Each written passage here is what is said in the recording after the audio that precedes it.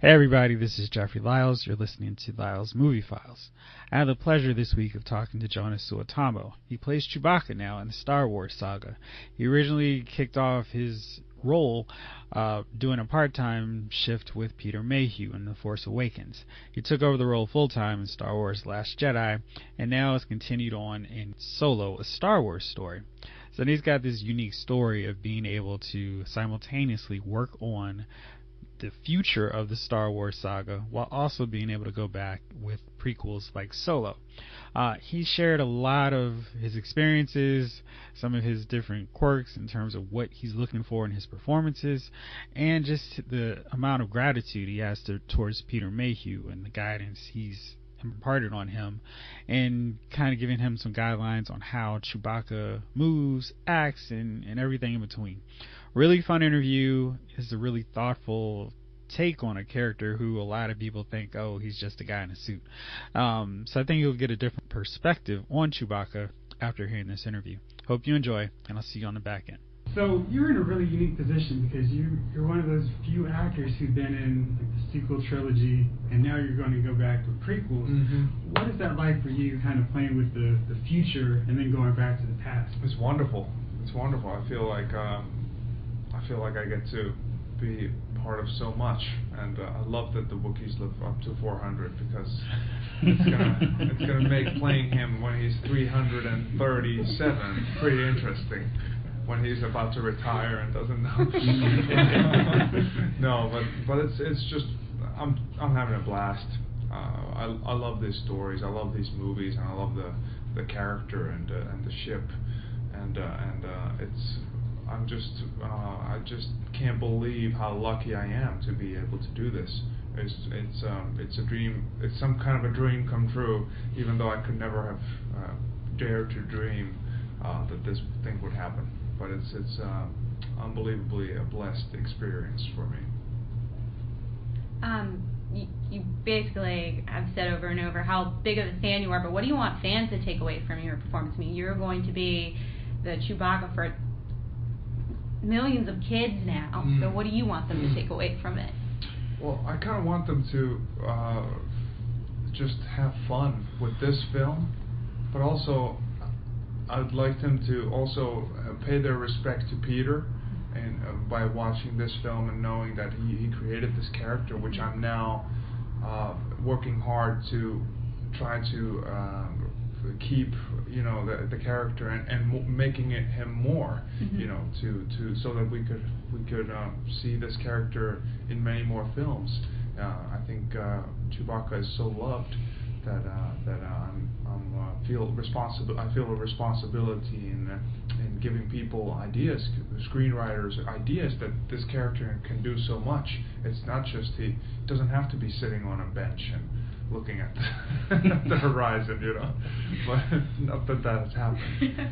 But the possibilities are endless. But for this film, I just want them to go in and enjoy this very, very exciting tale of how Han and Chewbacca met each other and what dangers they had to go through before they reached that Mos Eisley cantina. Just what kind of stuff goes in there is fascinating to me, and they did a great job in writing this spontaneous adventure story. It really is a roller coaster to me. So you worked alongside Mark Hamill, Donald Glover, Daisy Ridley. What co-star you learned the most from, and who was most fun to work with on set? Wow. I mean, I think Harrison was the one who told me jokingly to do it for the money. That was one of the best advice that I ever got. No, but seriously, I think it was.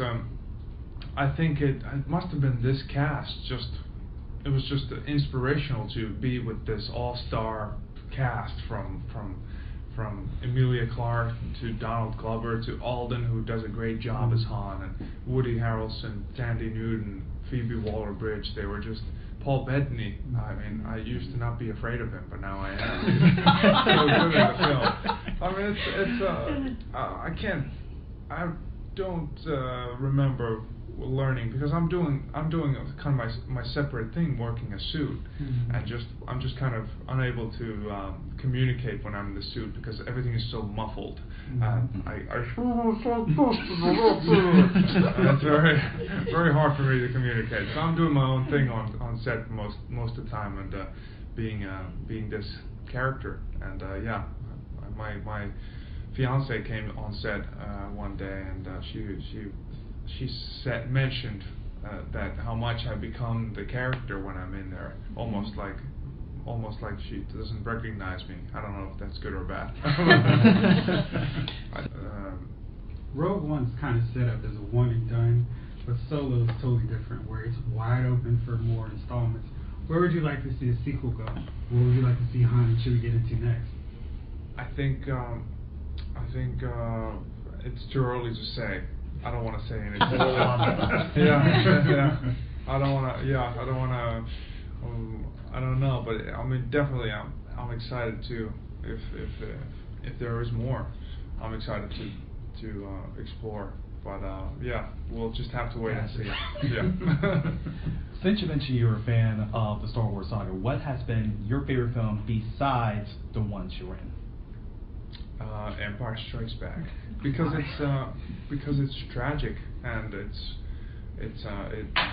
like encompasses every kind of emotional thing that you could have. You have epicness, you have sad moments and revelations and relationships going awry, and so all those things are what make it such an impactful film. And I think this film also has so much of that feeling from the original trilogy, and I think they're doing such a great job in envisioning these movies, because I'm loving them. Yeah. What kind of tweaks did you mentioned that you worked alongside Peter. What kind of things did you bring into your performance that kind of people can go, oh, okay, that's something that he's bringing new to Chewbacca? I mean, maybe just my. They're gonna see Chewbacca just do more athletic stuff. I think that would be the thing, and I'm always interested in the opportunities, but because I think we just have to. We just have, when it's the film, I think it's still done with such taste and class in this film that it doesn't feel like a different character at all. You feel, and that's the most important thing. You wanna embrace the fact that Chewbacca and doesn't need to go out of his way, but he's sort of he makes strong statements with his fists and paws, and that's good, and that's what I wanted. We see Chewbacca saying goodbye to Yoda, but there's like this gap, and we haven't seen what happened with him. The next thing we see him, and he's in chains. Did you get any kind of insight in terms of what led him to this position, or was it just something they just were like, hey, just imagine he's in chains now and he meets Han Solo? Right. Do you kind of know the story from here to here? Well, I can't spoil anything. I mean, just think about the awful things that must have happened. I mean, so maybe to be continued. Maybe we'll get to be continued. Yeah, for sure. Initially, taught myself how to do the voice for Harrison Ford in order to impress him, because I knew that I was going to meet him the next day. So I started practicing doing the voice, and at first it was awful, and then by the time I got to Harrison Ford, it must have been awful because Harrison wasn't that impressed. But now 4 years later, I think I can do the voice pretty well, and so it's a good party trick. Yeah, for sure. Well, you've taken over the role from the great Peter Mayhew, and I'd like to know, has he given you any advice to approach the role of Chewbacca? Yeah, we went through this Wookiee boot camp, and he told me his insights into how he approached playing the role, and lots of good tips there. And then I just kind of went from there. And for this film especially, there are so many scenes that you just have to live it and perform the character and be true to what has come before. And I know very well what's come before because I've been a fan for so many years. And so it's kind of an honor to continue this work and do it well. And so much goes into it that when you're on set, I just constantly have to go to the monitors and watch myself. How does it look? Because I want it to be a certain way. And I guess Ron must think I'm a little bit of a perfectionist from doing all that work, because I don't think anybody cares on those sets more than me what Chewbacca is going to look like on screen. Alright, so that's Joonas Suotamo, the new Chewbacca. So let's go into Solo. I've mentioned it briefly on the last show, but this is the kind of Star Wars film that if you're a Star Wars fan, you're going to like, because it has a lot more respect for Star Wars than Force Awakens and The Last Jedi. I mean, for me, it's not so much about change. I think if Force Awakens and Last Jedi took place 30 years in the future and we don't know what happened with Han, Luke, and Leia, it'd be fine. I didn't necessarily need to see them get killed off to make me care about these new characters. Anyhow, that's enough about the sequel trilogy. Solo's a lot of fun because it takes you on this adventure. Like I've said before, I don't necessarily know if we needed Solo, but we got it, and what we got was a good film. Alden Ehrenreich is really good as Han Solo. Donald Glover pretty much steals the show as Lando Calrissian, and we kind of get some cool, fun jokes about different things that only the hardcore Star Wars fans are going to care about, like why Lando calls Han, and we start to see a little bit of why Han becomes this jaded smuggler who doesn't really believe in much of anything outside of dollars, coins, whatever. And I think that there's a lot of potential to expand this further into more films. The only catch is, did Star Wars fatigue set in too fast on this franchise? The reports now are that the film is going to close this Memorial Day weekend at $110 million.